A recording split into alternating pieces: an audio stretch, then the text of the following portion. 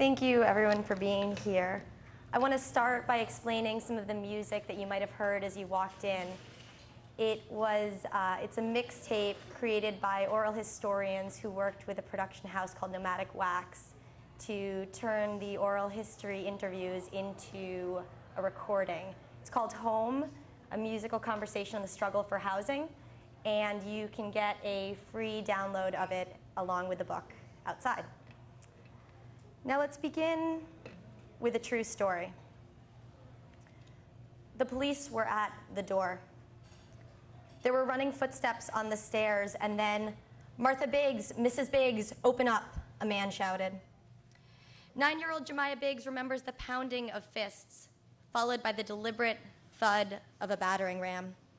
She and her 7-year-old sister, Justice, had just finished eating cereal, and the two of them were playing Barbie in the living room of the 2-flat in Chicago where the family lived. It was the weekend, and later that afternoon, Jemiah and her 2 sisters planned to pick up their progress report cards from Salazar Elementary School. Outside, the pounding grew louder. Jemiah rushed to the window and peered out, only to see 7 police cars parked below with their lights flashing. The girl's mother, Martha Biggs, woke to the commotion and rushed to the door. She opened it, and she saw 7 police officers, a blinding flashlight, and her dreams exploding once again. The year was 2010, the first year that in United States history, the bank seized more than 1 million homes, evicting approximately 3,000 families every single day. Things began to happen fast in that house. Martha yelled at the girls to get dressed. Jemiah and Justice flew into the bathroom. Martha and Joanna began grabbing bags of clothes and running them down into the family minivan. Martha and Jemiah and Justice emerged from the bathroom, and a female police officer knelt down to remind them to put on coats and shoes since it was winter outside. Martha roused her 3-year-old son, Davian, and coaxed him into the car. Altogether, all 5 of them, the 5 of them fit, but it was tight. Martha and Jemiah in the front seat, Justice, Davian, and Joanna smushed between coats and clothes in the back. And as Martha drove away from that house that had been their home and headed to Salazar Elementary School, she knew that this eviction was not only part of the 2008 housing crisis. She knew that it was part of a much longer story, one that stretched back to her own childhood and even further, one that stretched back to the founding of the United States, a story of housing, race, and freedom that weaves through the nation's history like the crisscross stitches on the fabric of a quilt. That was the story to me recounted by then 11-year-old Jemiah Biggs last summer as I stayed with the family for a week in their home in Chicago. She was 11 at the time, and it was part of this brutal heat wave, just the worst heat wave the city was going to have that summer. Yet she stood in front of me in the darkened living room. The lights were off to try to keep it cool, and she closed her eyes tight in concentration, and the words just poured out. She couldn't forget the sound of the battering ram. She couldn't forget the lights on the police cars. She told me that later, for months afterwards, she asked her mother again and again, remember, she was 11 at the time, why had the police come and take our home again? Is that what the police are supposed to do? Finally, she opened her eyes and she said, "Listen, Laura, when I was homeless, it wasn't like I was dirty, because my mom made sure I wasn't. But then I was going to school with everything on my mind of what had happened the other night. That yesterday I got a house, but what about today? I might have to sleep in the car today. I might get a good meal today, but will I get a good meal? Will something go wrong? What will happen? How will I get home today?" Thank you again for coming tonight, and there's a number of people I want to thank, but I'll try to make it brief. Thank you so much for Busboys and Poets for hosting. Thank you to C-SPAN BookTV for coming to film. Thank you to everybody who made this event possible. John Richards with Essential Information, Public Citizen, the Center for Study of Responsive Law, and the Institute for Policy Studies for all co-hosting. Thank you so much to Greg Ruggiero of Zuccotti Park Press, my fabulous publisher. Thank you to Clarence Lusain, who wrote the foreword to this book. I remember when I first opened the Word document that was the foreword, and I read it, and it was only 5 pages, and I said, oh, that was everything I was trying to say in this entire book, but he said it better. I want to thank Rob Robinson and Max Rameau, the two of the co-founders of Take Back the Land, a national housing justice network, African-American led, and one of the most visionary networks that is showing us how we could make housing different in this United States. And I also want to thank everyone who is not here, all of the activists and all of the families who trusted me with their stories and opened up their homes to me. Obviously, without them, there would be no book and there'd be no evening tonight.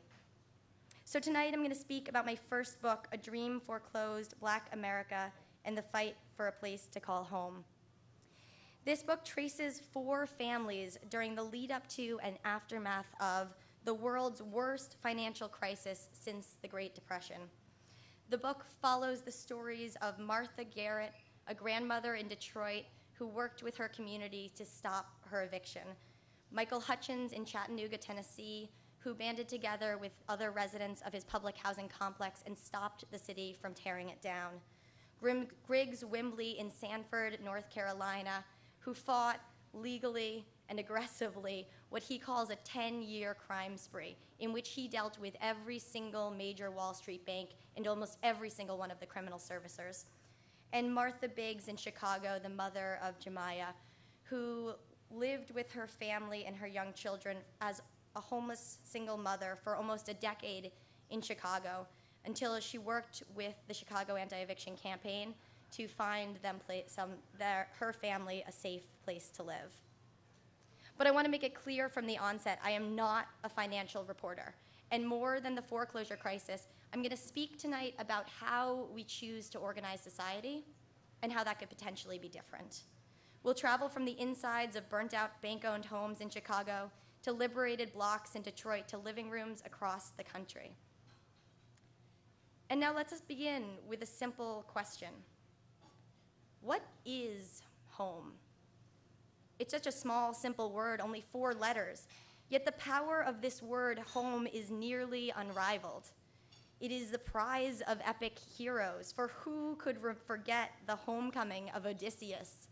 When he gets home finally after being battered for almost a decade in the seas, and he makes it to his house, and his wife Penelope tests him, and she says, oh yeah, let's bring out the bed, let's bring out their matrimonial bread. And he says, do not do that, because he knew that he had constructed it around a living tree, and he was the only one that knew that secret.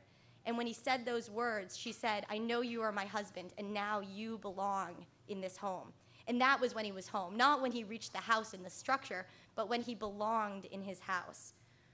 Or who could forget Mama's yearning for a decent home in A Raisin in the Sun, Lorraine Hansberry's iconic play? Remember that Mama and the rest of their family had been cooped up in this tiny little subdivided apartment on the south side of Chicago. It was one of those tiny apartments where there were actually multiple families living in them because the landlord, this predatory landlord, had thrown up drywalls and allowed 4 or 5, maybe 6 families to live in them. And the only reason that these African-American families had to tolerate this situation was that the white communities would not allow them in, and the federal government would not lend to those families. They had redlined all of the African-American neighborhoods, and as a result, they were forced to live in this exploitative and indignant situation.